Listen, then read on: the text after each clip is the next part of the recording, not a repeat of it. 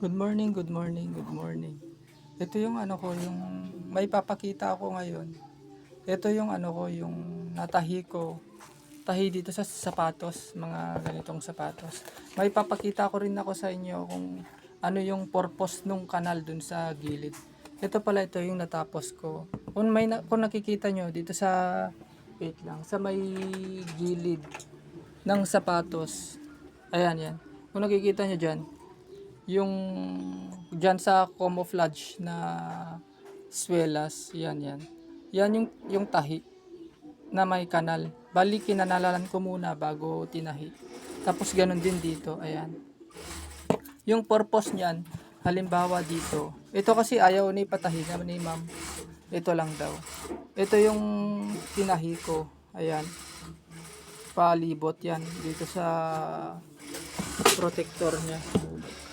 Ayan. Dito, palibot yan. Ganun din sa isa.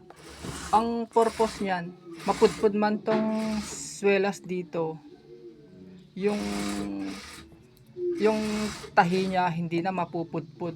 Ayan. Yan yung purpose niya. Sa gilid naman, kaya ang purpose naman yan, kaya nakanalan. Kasi minsan sa kalalakad natin, ang nangyayari na pupudpud din yan pag gumagasgas. Kaya nakalubog yan. At pagka kahit igasgas sa ano yan, makasagi ng mga samento, mga ganyan, hindi napupudpud yung thread, di madadamis kasi nakalubog. At ang ano pala nito, bago ko tinahi na may kanal, dinidikitan ko muna. Kasi pagka walang dikit, nangyayari na pupunit yung dito sa may tahi niya. Kaya kailangan may dikit talaga yan. Ayun yung nagpapatibay din dun sa dikit. May papakita akong sample dun sa isa. Yung purpose nung kanal.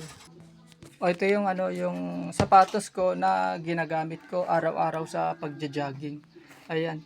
Yung swelas pala nito, tulad niyan.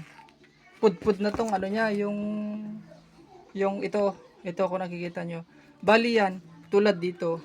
Kung ito na kasi naunang napudpud to kaysa dito sa may tahi. Ayan, ito yan. Yan yung nahuli mo na yung thread na natahi, na napudpud. Nauna muna tong protector niya.